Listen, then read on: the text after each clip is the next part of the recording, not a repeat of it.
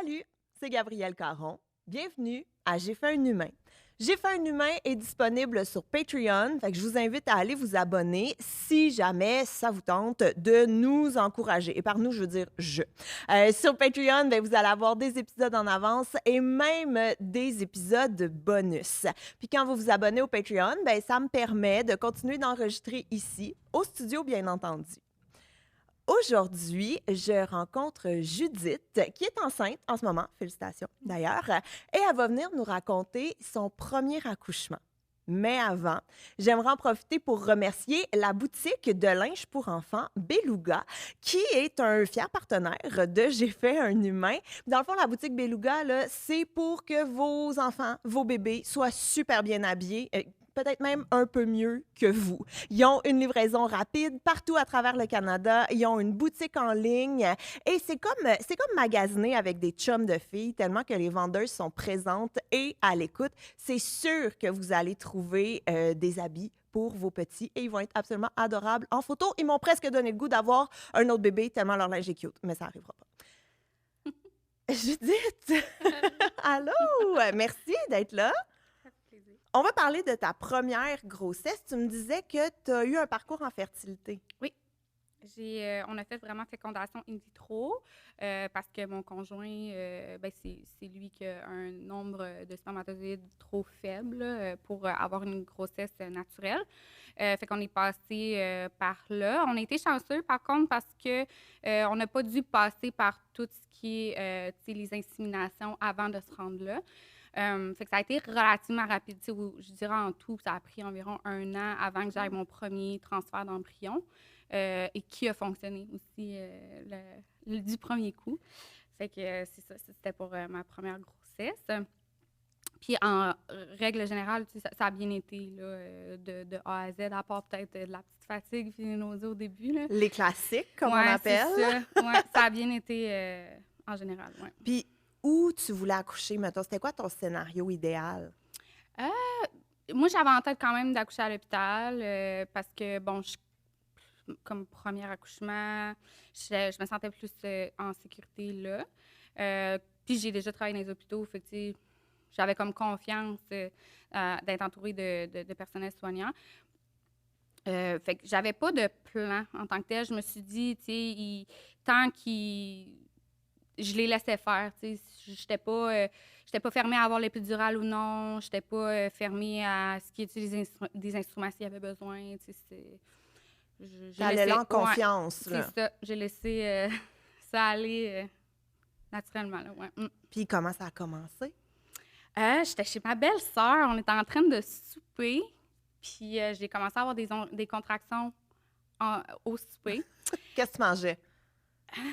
Je me rappelle même plus. Je pense que on mangeait une viande, là, quelconque. Là. Puis là, j'avais mon sel, j'ai téléchargé une application pour calculer les contractions. Fait que là, je commence à calculer ça. Je suis comme, OK, c'est régulier. Mais j'ai toléré. C'était comme des bonnes crampes menstruelles. Je disais pas grand-chose. Puis à un moment donné, au bout de 3 heures, un peu, je regarde mon chum, je dis, je suis fatiguée, je m'en irai à la maison. Ton chum savait-tu que tu avais des contractions? Non, j'ai pas dit parce que je voulais comme pas le faire paniquer. Je voulais comme pas faire paniquer personne. Fait que là, j'ai T'avais des contractions incognito pendant un souper de famille? Oui. J'ai bien fait ça. Fait que finalement, on est retourné à la maison. J'ai dit, hey, je pense que ça va se passer à soir. Je vais aller prendre ma douche, mets les sacs dans le char. Puis c'est ça. Fait que on était peut-être 1 heure à la maison, le temps de se rendre. Moi j'ai accouché au CHUL à Québec. Fait que le temps de se rendre là, ça faisait peut-être un gros 5 heures que j'avais des contractions. Mais là, je commençais à avoir mal, là, naturellement. Fait que ils m'ont admis tout de suite. Ils m'ont installée dans une chambre. Là, j'ai demandé l'épidurale. J'étais plus capable. Mais ils ont dû me provoquer. Parce que Attends, wow, Ouais, là, ça va donc bien vite, là. Ça fait 5 heures que tu as des contractions, tu prends ta douche, embarques dans le char, arrives à l'hôpital. À l'hôpital, tu es à combien de centimètres? J'étais à 3. 3 centimètres, fait qu'ils font parfait, c'est beau, on te garde. Ouais. Tu demandes l'épidurale ou ils te provoquent avant? Ils me provoquent avant parce que je faisais de la pré-éclampsie. C'est quoi de la préclampsie? En fait, c'est une pression artérielle trop élevée chez la femme enceinte. Les femmes peuvent l'avoir plus tôt dans la grossesse, mais moi, ça s'est déclaré. J'ai fait un peu de pression artérielle à mes derniers suivis de grossesse, mais tu sais, limite. là. Fait qu'il me surveillait, il fallait que je prenne ma pression à la maison, puis, tu sais, je sois comme quand même au repos. Ouais. Mais quand je suis arrivée à l'hôpital, j'avais une pression très élevée. J'avais aussi, dans mes analyses, j'avais des protéines dans les urines, qui est une bonne indication que la femme fait de la prééclampsie. Fait qu'ils ont dû me déclencher, juste pour pas que ça... Pour accélérer le processus. Oui, exactement. Fait que quand le déclenchement a eu lieu, tu sais, c'est sûr que là, ça augmente l'intensité des contractions pour dilater plus rapidement. Là, c'est ça, les contractions, ils se sont accentuées beaucoup. Ils étaient beaucoup plus rapprochés aussi. Fait que j'ai demandé l'épidural. J'ai été vraiment chanceuse. Il y avait un anesthésiste qui était sur place. Ça a marché du premier coup. En 15 minutes, je faisais une sieste. Bon, OK, là, c'est super rapide. Ouais. Fait que, mettons, tu dirais tes contractions ont commencé à quelle heure, puis à quelle heure tu as eu l'épidurale? Ils ont commencé, mettons, sur l'heure du souper vers peut-être 18h-ish. Puis j'ai eu l'épidurale vers minuit, 1h. C'est super rapide, là, surtout pour un premier. Mm. Puis là, après, tu dors puis t'attends? Oui, ben j'ai dormi peut-être 1h30. J'avais comme un monitoring, vérifié le cœur du bébé. Fait que j'ai dormi 1h30, ils m'ont réévalué, puis j'étais prête à pousser environ. Non, c'est quand même assez rapide. Voyons. on dirait ton chum est encore à la maison. Tu comprends comme si... Il n'a pas eu le temps d'assimiler tout ça. Il était comme, t'es déjà prête à pousser, mon Dieu. C'était... Qu'est-ce qu'il faisait? Il dormait lui aussi, à OK. côté. Ouais. Tranquille, là. Oui, il était tranquille. C'est comme pas stressant comme accouchement, on dirait. Non, c'était pas si pire. Pendant le monitoring, quand j'avais des contractions que je ne sentais pas à cause de l'épidurale, le cœur du bébé décélérait. Fait qu'il venait plus lent quand la contraction était comme là. Puis il réaccélérait quand la contraction était finie. Fait que c'est sûr que là, je voyais qu'il y avait du monde à un moment donné qui commençait à venir dans la salle, qu'il y avait plus de personnel. J'ai déjà travaillé dans les hôpitaux, fait que là, je voyais qu'il y avait trop de monde. Puis là, tu sais, l'infirmière, elle voulait pas trop s'avancer sur qu'est-ce qui se passait. Il attendait que la gynécologue soit sur place. Fait que quand j'étais prête à pousser, il y avait beaucoup de monde sur place, là, parce que le cœur, justement, il décélérait trop.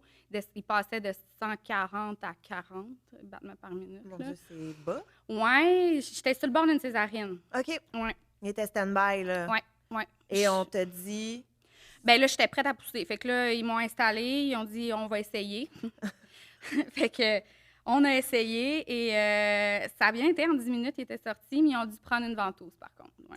6h30, mettons, contraction. Ouais. Minuit et demi, épidurale. Poussée à quelle heure? J'étais dans le soir du changement d'heure. Fait que j'ai accouché à 4h59, mais en réalité, c'était comme 1 heure plus tôt, si on veut. Fait que j'ai été peut-être de minuit et demi à 3h30, genre, en épidurale. C'est bien mélangeant, le changement d'heure. Oui, oui, vraiment. Tu as évité la césarienne. Oui. Ton bébé vient au monde avec la ventouse. Oui. Tout va bien. Pas tout à fait. Dans le fond, moi, je l'ai eu sur moi quand il est sorti, mais l'équipe de soins intensifs néonatales sont partis avec parce que son cœur, justement, il était resté bas, il était tout crispé en sortant. Il n'y avait pas comment on appelle ça, le LABGAR, là, le score. Là, oui, 9-9-0, je sais pas trop. Là, Il était comme très bas là-dessus. Il y avait il y avait des paramètres vitaux qui n'étaient pas bien, si on veut. Fait qu'ils sont partis aux soins intensifs avec, puis mon conjoint. Fait que moi, j'ai accouché de mon placenta seule. Et j'étais en train de me faire recoudre. J'ai déchiré.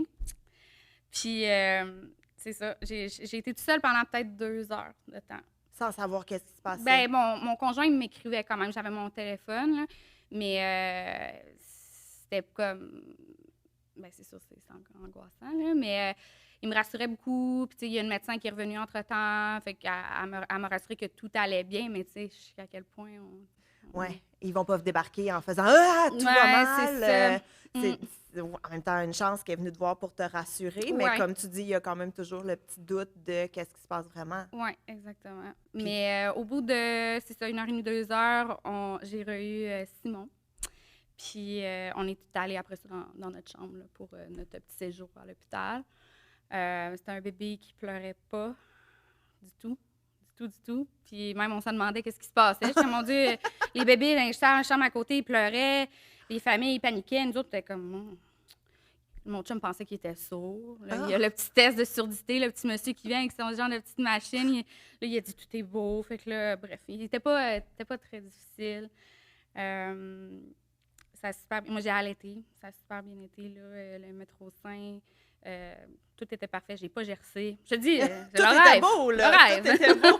Oui. Ouais. Fait que finalement, Simon, il n'y avait rien.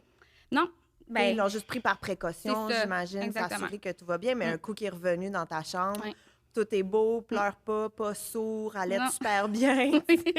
Fait que tu passes, j'imagine, 2, 3 jours à Même l'hôpital. pas, j'ai dormi, ben c'est ça, j'ai comme accouché dans la nuit, fait que j'ai dormi juste une nuit, là.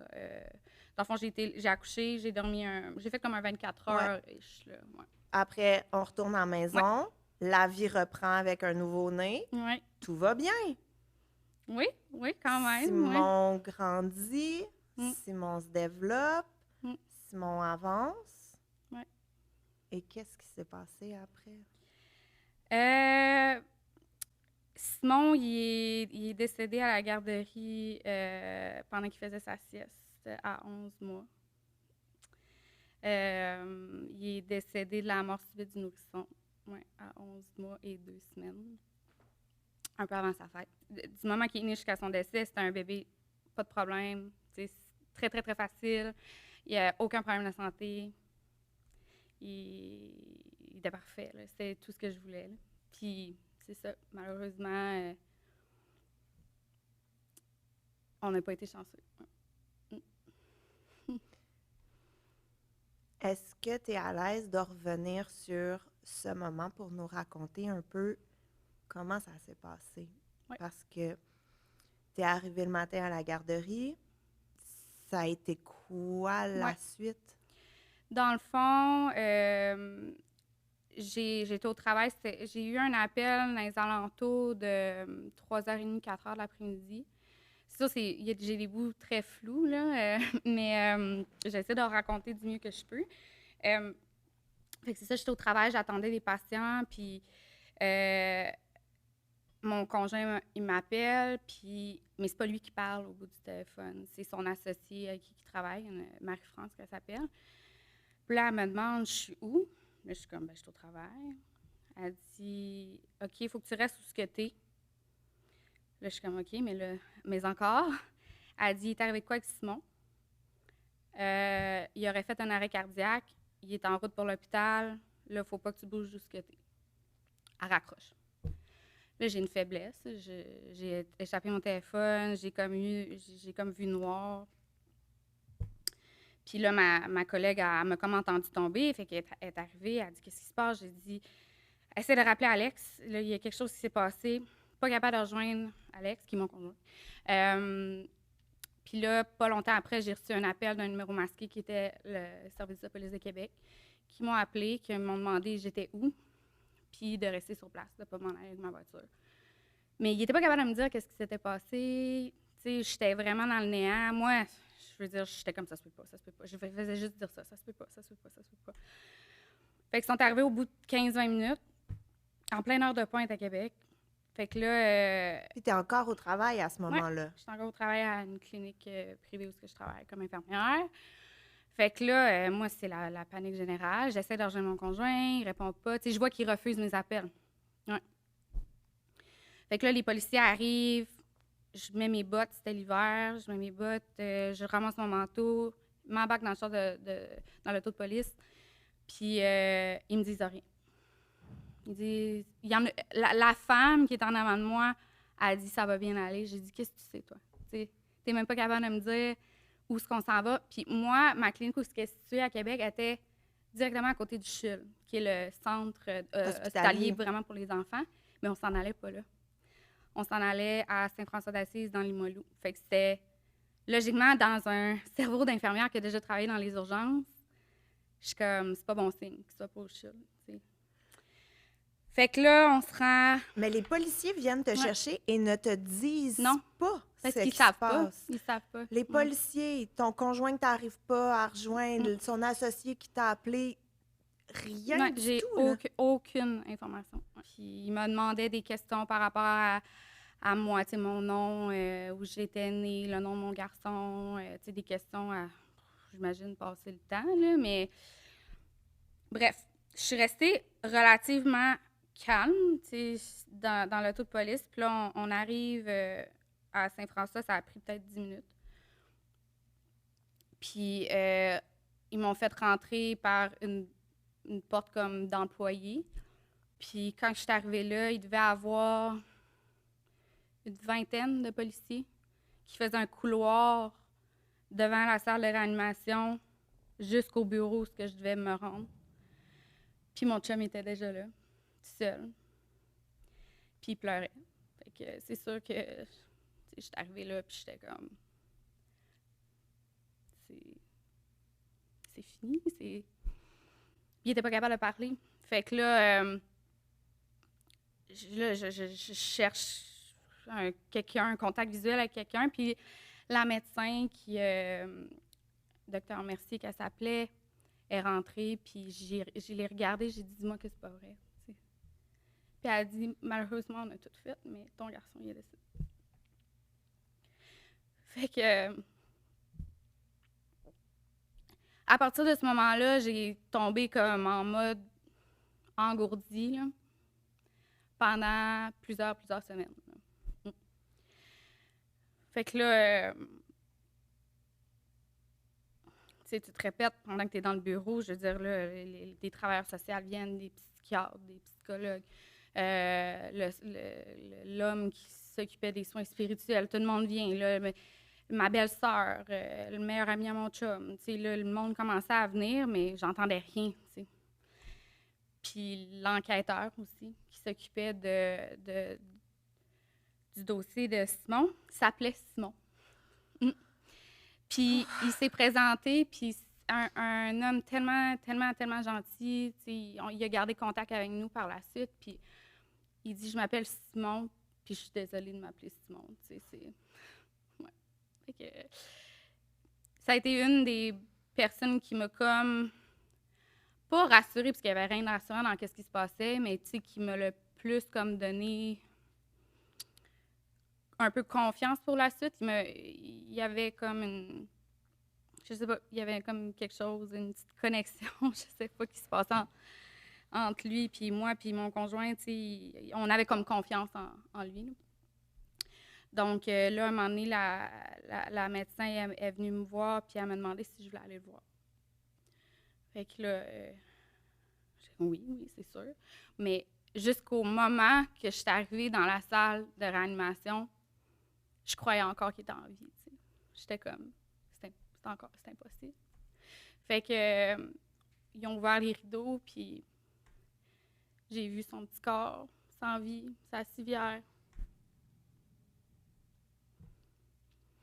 Je l'ai pris, ils m'ont encouragée à le prendre.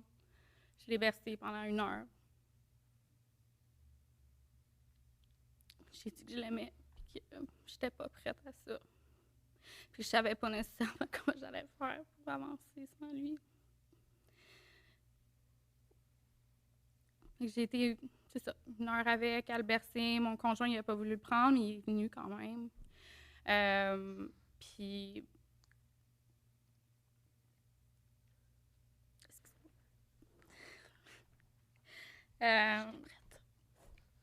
Moi aussi.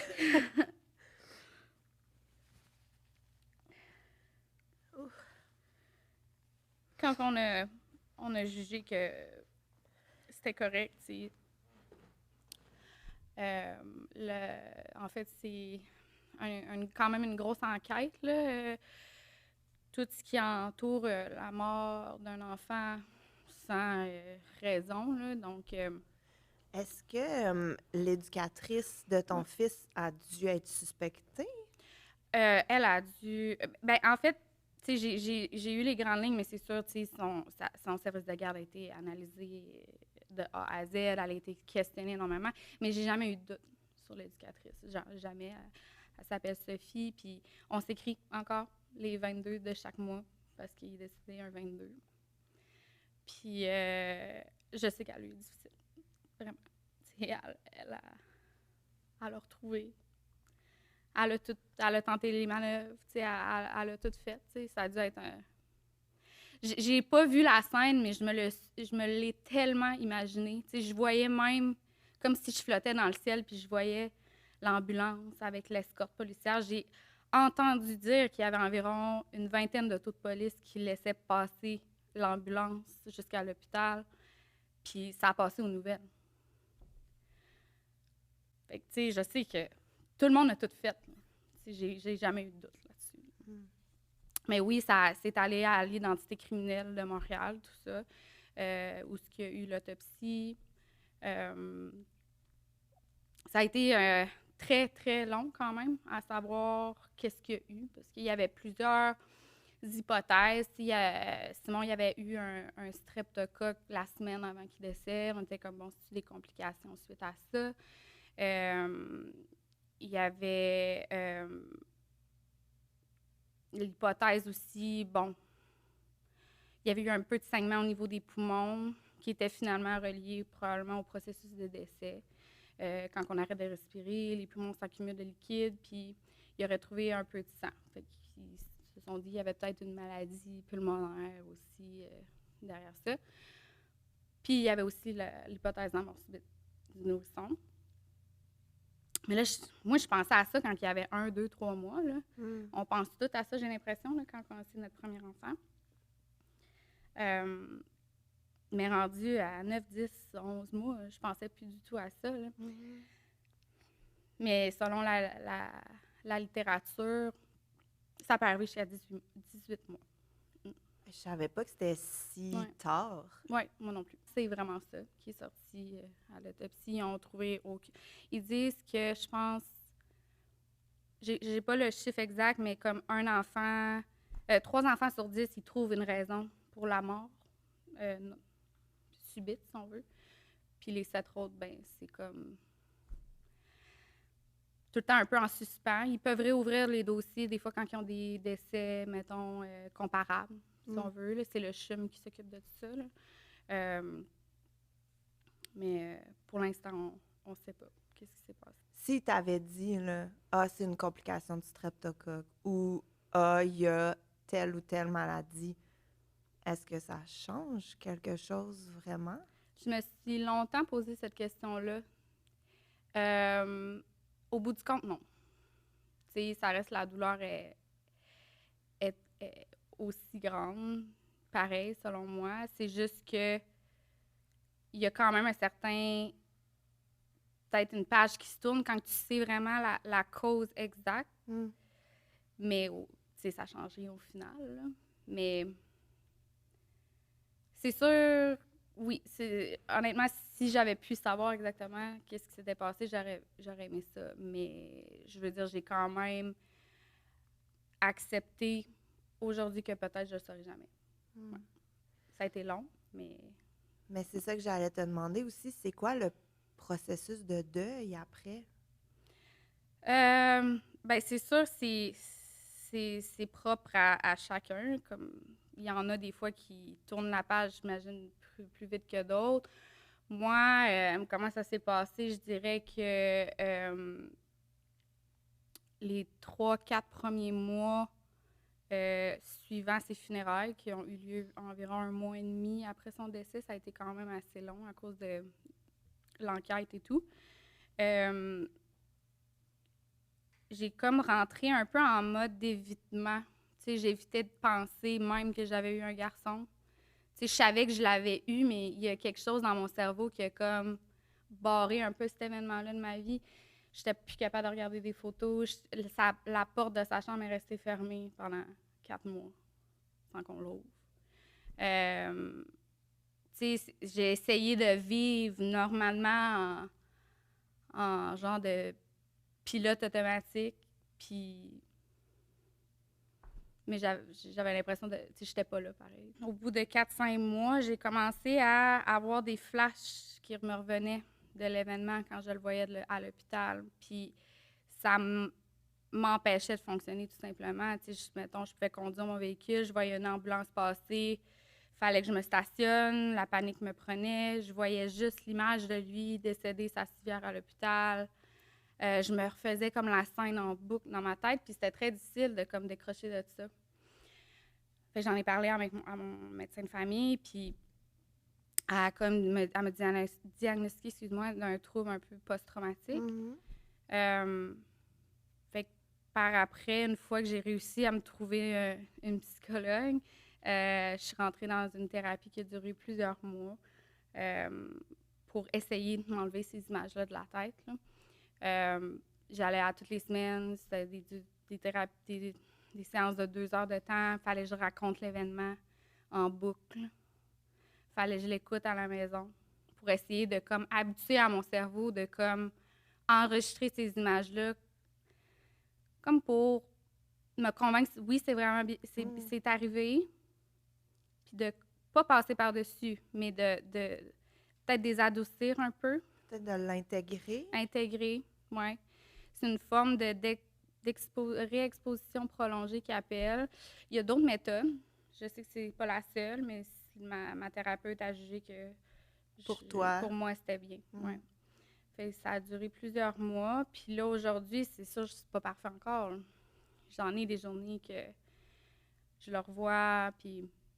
mais je suis quand même capable de comme changer mon focus. T'sais, je suis capable de penser à autre chose, je suis capable de me changer les idées. Mais je pense, j'ai l'impression que toute ma vie, je vais quand même avoir des souvenirs de cet événement-là. Là. Puis, est-ce que... Peut-être que ma question va être super mal formulée, peut-être que je vais tout couper au montage, mais est-ce que malgré, tu sais, le décès traumatique, les images qui te restent, mais est-ce que ça l'a éclipsé tous les beaux moments que tu as passés avec lui? Au début, oui. Oui, j'étais même incapable de penser aux beaux moments avec lui parce que c'était trop douloureux, premièrement. Puis le mal emportait le bien, tu sais, ça l'embarquait par-dessus toutes les belles images. Fait que c'est plus dans les alentours, tu sais, il est décédé au mois de février, j'ai commencé ma thérapie en août, puis c'est plus comme décembre peut-être que j'ai commencé à repenser à des beaux souvenirs, d'être capable d'aller dans sa chambre, de revoir ses vêtements, tout ça, là. Ouais, ça a pris plusieurs mois. C'était pas encore parfait non plus. Mais plus souvent qu'autrement, aujourd'hui, j'ai plus des belles images qui me viennent quand je pense à lui. Ouais. Et puis, ça fait combien de temps que Simon est décédé? Il est décédé le 22 février 2023. Fait que ça a fait 1 an et demi quasiment. Ouais. Et quand ton conjoint et toi avaient décidé de faire un autre bébé, comment ça s'est passé? Ben c'est sûr qu'on s'est posé la question après que tout ça soit arrivé, comme on se relance-tu là-dedans? Parce que fallait refaire quand même le parcours in vitro et tout ça. C'est pas vrai, il me manque un bout. Vas-y, reprends tout ça. Il a fallu, dans le fond, que dans la série d'embryons que j'ai eue de Simon, il y a eu Simon, puis j'en avais 2 autres de congelés. Puis, peut-être en mars, avril, si je me trompe pas,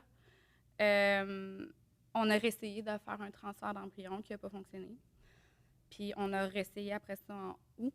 Il n'a pas fonctionné non plus. Fait que là, il a fallu recommencer le processus, le prélèvement d'ovules, fécondation in vitro, que j'ai eu seulement un embryon. Cette fois-ci, qui est actuellement mon embryon. Présent. Fait qu'on était contents. C'est sûr que c'était assez émotif quand même. Comme grossesse, c'est pas du tout comme ma première. Peace and love comme la première. Non. J'essaie de comme comparer. Tout me fait penser à lui, en fait. Là. Fait que c'est sûr que je suis bien suivie, mais une chance que je suis parce que avec les hormones, la fatigue, c'est pas évident de rester la tête haute. Là. Je suis suivie encore avec ma même psychologue. J'ai une psychiatre aussi dans le décor. Ma médecin qui suit ma grossesse, ma gynécologue, elle me voit autant de fois que j'ai besoin. C'est super... Dans le fond, ils sont toutes conscientes de ton histoire, Oui. puis ils font tout justement pour t'épauler au maximum Oui, pour que tout se passe bien. exact. Ça doit être quand même un peu rassurant de savoir Oui. qu'il y a autant de gens autour de toi. Oui, c'est sûr. Puis, tu sais, j'ai un énorme cercle d'amis qui m'épaulent énormément là-dedans aussi. Ma famille, tu sais, j'ai été super bien entourée depuis le jour 1 là, que Simon est décédé, et même avant. Là. Mais je suis chanceuse parce que les gens qui sont pas bien entourés, je sais pas comment ils font. Mm. C'est sûr, des fois, tu veux tes moments à toi. J'ai eu des moments que je m'isolais énormément, mais en sachant qu'il y avait quand même des gens qui étaient là pour moi, pour m'écouter si j'avais besoin. Tu sais, c'est ça. Ben, j'en profite juste pour glisser un petit mot que si jamais vous passez par une situation similaire, je vais mettre dans les descriptions de l'épisode des ressources que vous pouvez contacter pour vous aider justement parce que je pense qu'un des trucs les plus difficiles, c'est aller chercher de l'aide. Ouais. Souvent, on a tendance à s'isoler puis à vouloir vivre notre peine tout seul, Mm. alors qu'il y a plein de réseaux, il y a plein de gens qui sont là pour aider. Ouais. Qu'est-ce qu'on peut te souhaiter pour la suite? De refaire confiance à la vie. C'est sûr qu'avec mon petite fille, qui va s'appeler Margot, J'adore ce nom-là. J'adore ce nom-là. c'est sûr que ça va être beaucoup les périodes de sommeil là, qui vont être... je m'imagine même pas comment je vais faire pour faire une sieste ou dormir pendant que le bébé dort.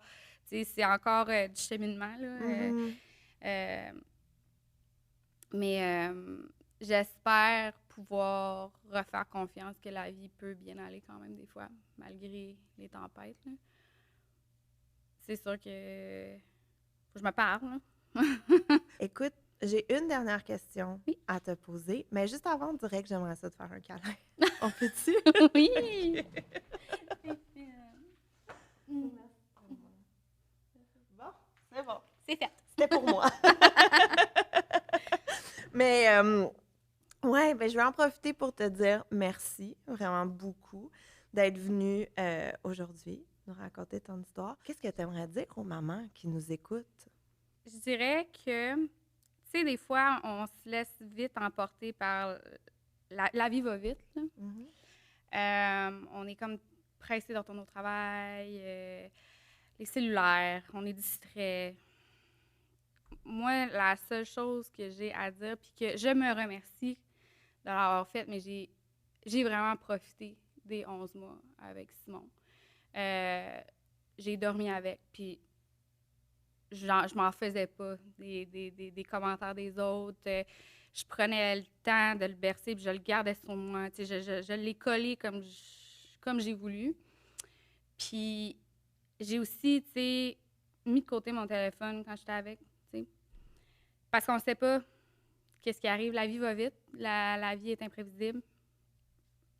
Fait que des fois, tu sais, même si c'est une période qui est difficile avec notre enfant,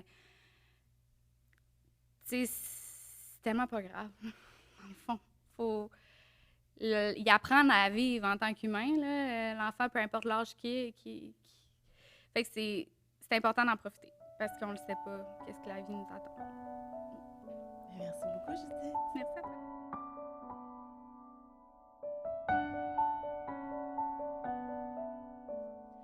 Avant de terminer, j'aimerais en profiter pour remercier une partenaire de l'émission, et ça, c'est Isabelle Boulanger. Isabelle, elle offre beaucoup de services que vous pouvez aller découvrir sur son site Internet, le isabelleboulanger.com, mais elle offre plus particulièrement des cours de pilates pré- et postnatal, des cours où elle peut se déplacer chez vous ou encore faire des cours en ligne avec elle. Vous pouvez consulter, comme je vous l'ai dit, son site Internet et même utiliser le code promo Humain Pilates.